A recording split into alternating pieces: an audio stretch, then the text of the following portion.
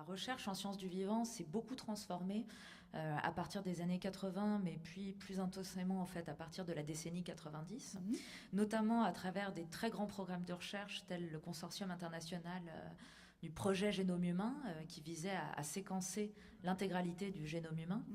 Et en fait, l'un des effets de ces grands programmes, ça a été justement de systématiser ces pratiques de séquençage et donc d'organiser les manières de connaître et les manières de faire de la science en sciences du vivant autour de la production de ces très grands jeux de données et de leur analyse. Et souvent, le parti pris des institutions de recherche a été de dire que c'était en investissant dans ces technologies qui permettaient de produire des données qu'ensuite, de ces données, on arriverait à faire quelque chose. Mais souvent, la question de recherche, elle est seconde par rapport à la motivation première qui est de dire qu'il faut séquencer, il faut produire ces données.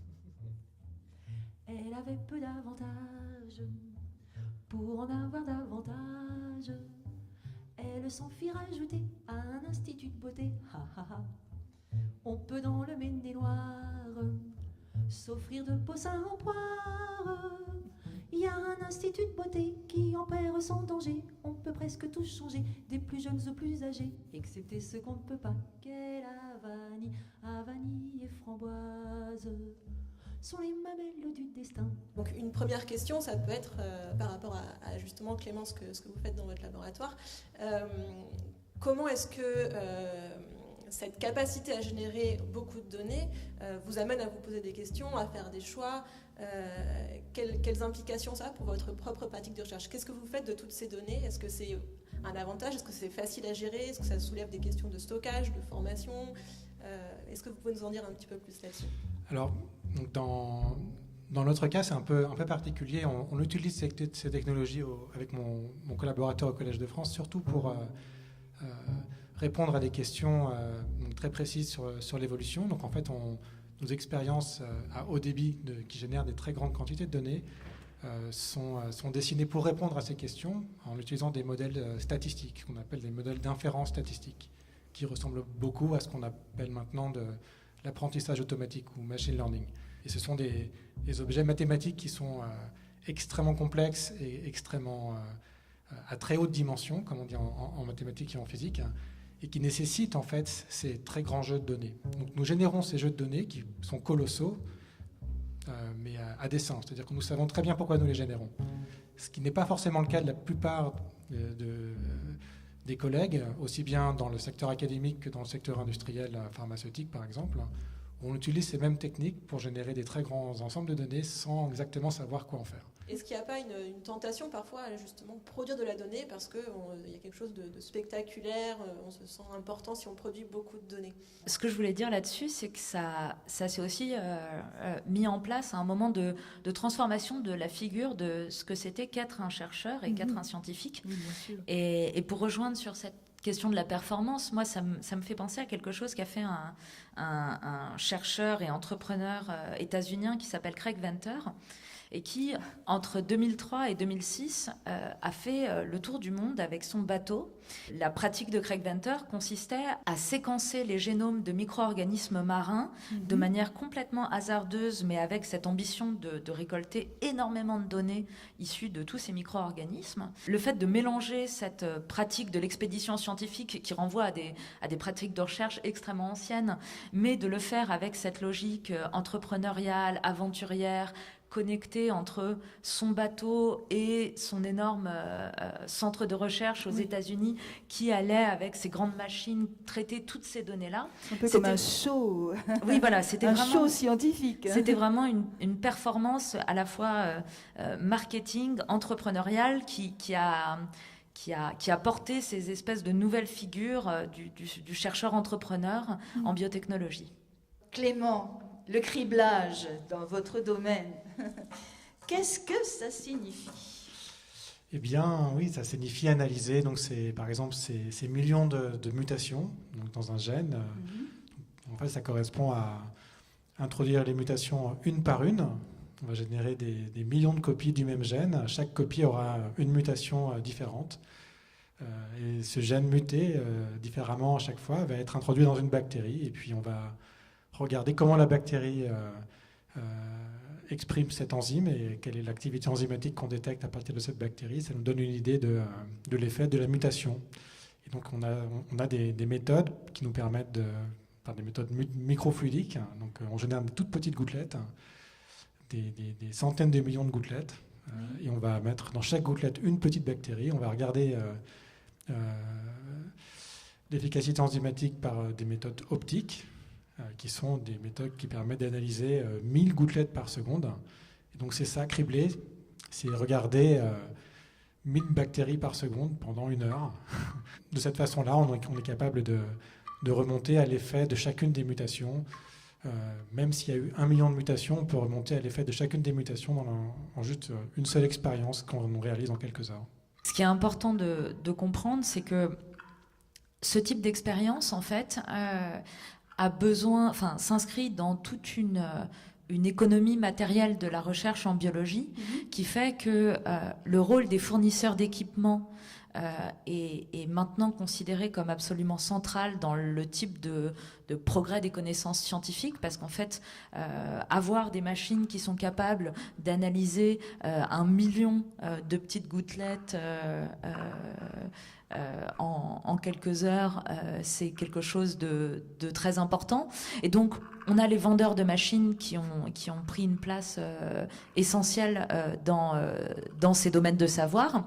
Et en fait, ça impacte aussi la recherche dans le sens où il va y avoir de plus en plus des chercheurs qui vont inventer des nouvelles méthodologies ou des nouveaux protocoles en lien avec ces machines et qui vont donc créer des startups, déposer des brevets en lien avec ces nouvelles techniques de laboratoire.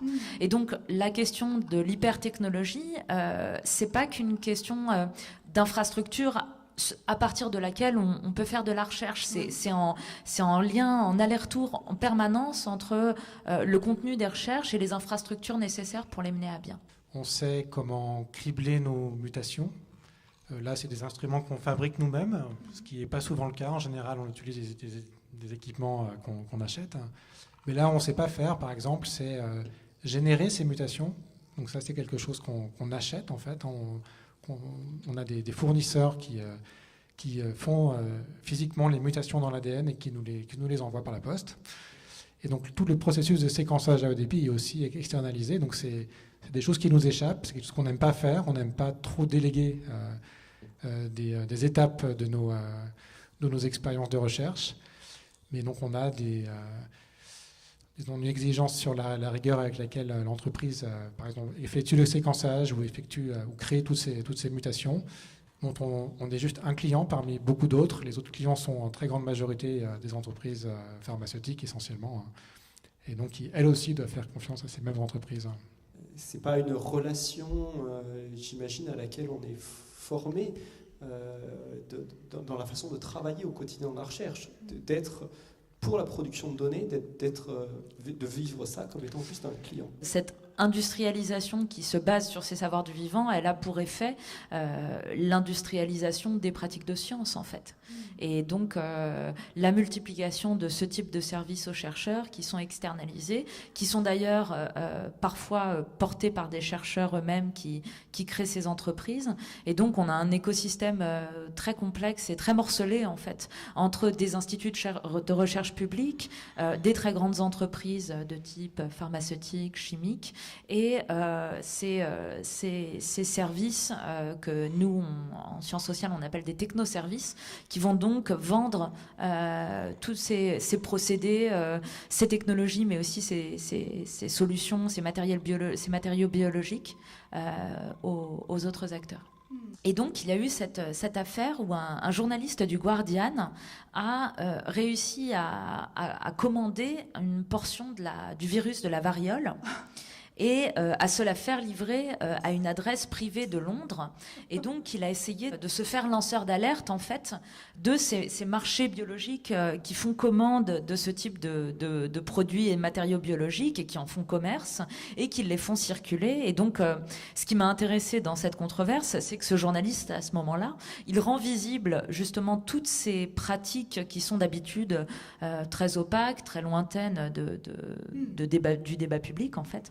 Et ce qui a été intéressant, c'est qu'en fait, les gens qui se sont emparés de cette question, c'est les régulateurs, mais aux États-Unis, donc pas au Royaume-Uni.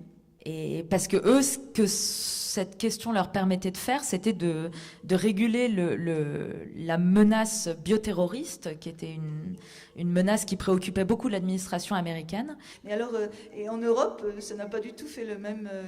Oui, ça n'a pas déclenché cet épandage de policiers un peu partout dans les laboratoires. Non, aux États-Unis, il y a eu vraiment une focalisation sur ces questions sécuritaires, alors qu'en Europe, la grande appréhension, c'était que ce domaine de recherche soit contesté, comme l'avait été avant lui les semences transgéniques et les OGM. Et donc, il y avait beaucoup plus une peur des mobilisations et des protestations, et beaucoup moins de ces questions de terrorisme. Mais ce que je voulais préciser, c'est que dans les deux cas, ce qu'il est intéressant à mon sens de remarquer, c'est que les pouvoirs publics et les autorités se préoccupent davantage de choses qui sont considérées comme pouvant être des freins à la recherche telle qu'elle se pratique dans les laboratoires publics et privés et industriels. Et donc que réguler cette technoscience en amont, c'était surtout réguler ce qui pouvait apparaître comme des freins, plutôt que de réguler les pratiques de recherche et les pratiques industrielles en tant que telles. Il se trouve que la recherche que je mène au Collège de France sur comprendre les processus évolutifs est relativement déconnectée de beaucoup de ces enjeux industriels directement, en tout cas, a priori, c'est des recherches purement académiques, même si elles mettent en jeu ces moyens qui sont partagés par d'autres acteurs, y compris industriels. Donc tout à l'heure, on évoquait mon deuxième laboratoire à l'ESPCI, dont Rosie parlait tout à l'heure, où là, on s'intéresse plus à comprendre la réponse immunitaire, ce qui est quelque chose qui, là, est directement connecté avec les recherches dans l'industrie pharmaceutique pour créer de nouveaux médicaments et comprendre aussi la réponse immunitaire pour pouvoir diagnostiquer. Donc là, évidemment, les enjeux sont plus du côté industriel auquel Sarah faisait allusion tout à l'heure. Nous créons des entreprises qui sont des startups qui permettent ensuite d'interagir de façon plus efficace avec le monde des très grandes entreprises pharmaceutiques. En gros, on applique nos technologies directement à des questions d'enjeux d'intérêt industriel. Et ces grandes entreprises pharmaceutiques, ensuite, sont susceptibles de racheter ces startups et ces technologies. Donc une entreprise pharmaceutique peut acquérir une technologie de pointe, une hyper technologie, simplement pour empêcher les autres de l'utiliser. Donc ce sont des pratiques de concurrence. De concurrence, exactement. Dans les domaines de recherche qu'on appelle aujourd'hui de la post-génomique, qui en fait sont ceux qui viennent après ce grand projet de séquençage du génome humain, et bien souvent, quand on regarde comment les institutions ont lancé ces nouveaux financements dits de post-génomique, et bien le point de départ est souvent de dire mince, maintenant on a séquencé le génome humain et on pensait que de cela allait naître des nouvelles technologies, des nouvelles applications, qu'on allait guérir le cancer, qu'on allait trouver la recette magique des biofuels, etc.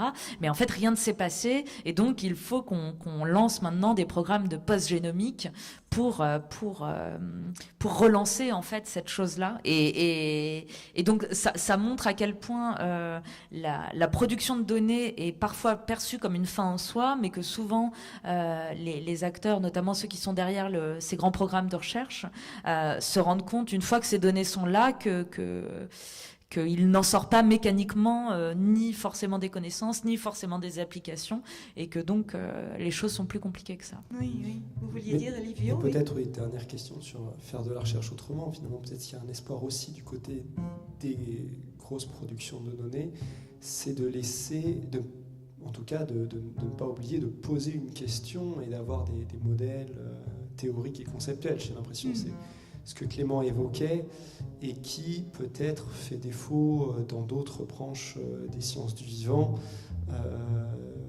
par défaut de formation à ces aspects théoriques, conceptuels et mathématiques, ou par aussi manque d'intérêt envers ces modèles dans la façon dont est construite et façonnée, dont sont construites et façonnés les programmes de recherche. Je pense que c'est surtout par un manque de formation. Il y a un très grand intérêt maintenant de la part de beaucoup de collègues biologistes qui se trouvent effectivement un petit peu submergés par leurs propres données, qui génèrent eux-mêmes, mais qu'ils aimeraient pouvoir analyser. Ils se rendent compte qu'effectivement, les modèles théoriques et conceptuels qui viennent des statistiques essentiellement leur font défaut et qu'ils ne savent surtout pas les utiliser, parce que c'est nouveau des outils qu'on peut directement récupérer sur Internet, des logiciels ou des programmes, des algorithmes déjà écrits qu'il suffirait d'appliquer, mais lesquels appliquer, dans quelles circonstances, etc., ça demande un savoir-faire.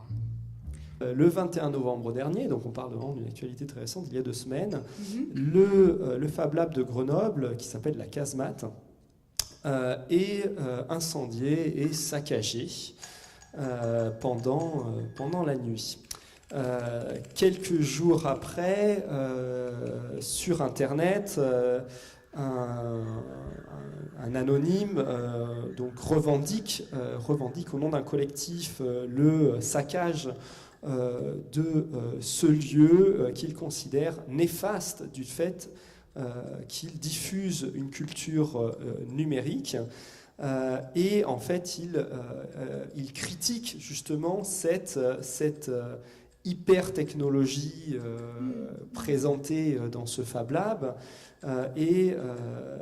et dit finalement, on nous a amené à rêver que les technologies dans les années 70, au début de l'Internet, allaient nous libérer.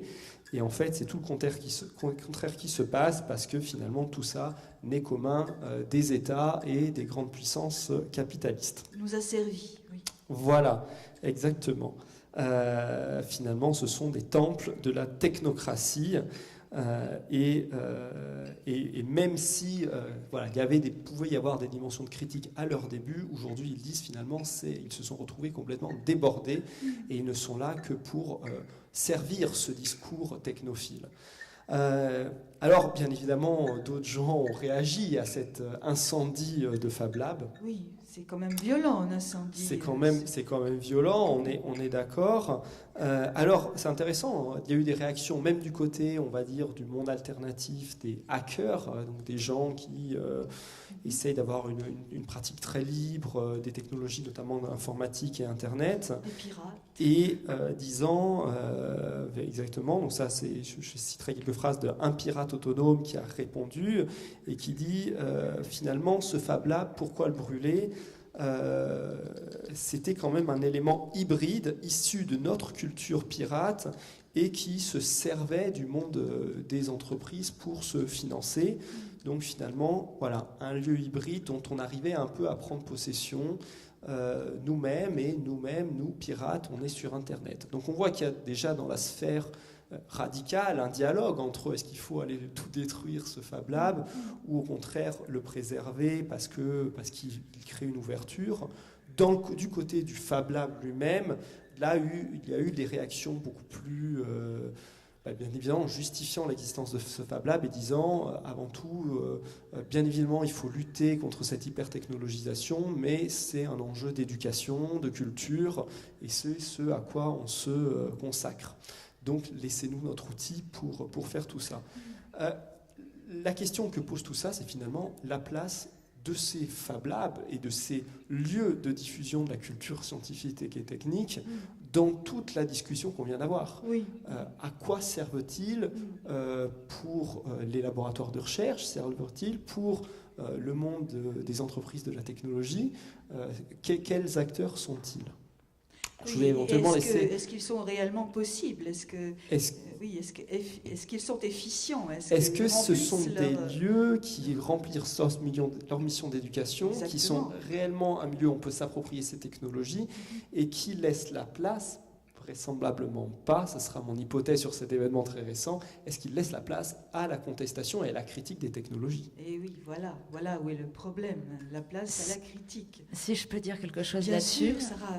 Moi, ce qui me semble important de noter dans cette histoire, c'est l'endroit où ça se passe, à savoir Grenoble.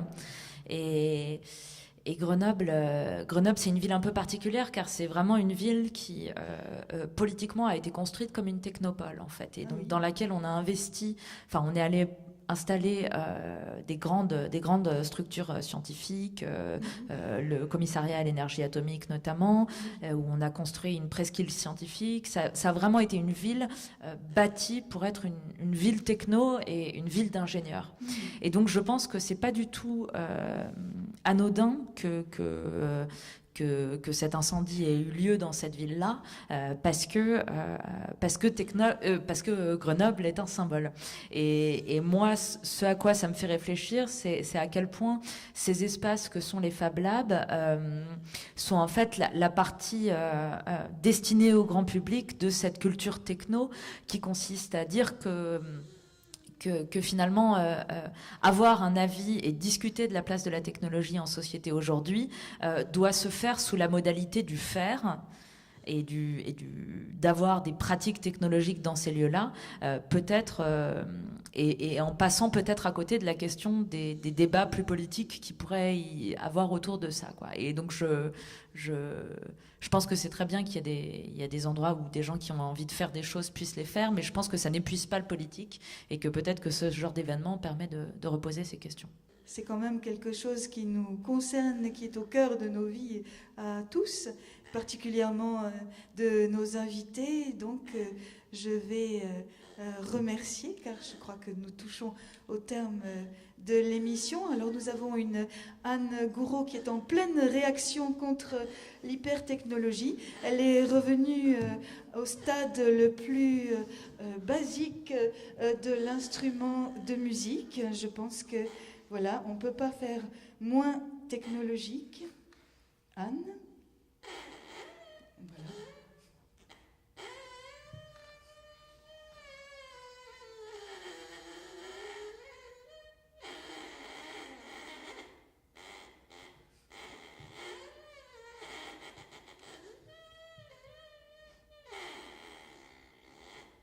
Bien, je crois que ce sera le mot de la fin et merci beaucoup à tous. Merci Sarah Guidon, Clément, Isaac d'être venus ici ce dimanche avec nous à la Nef en direct et en public.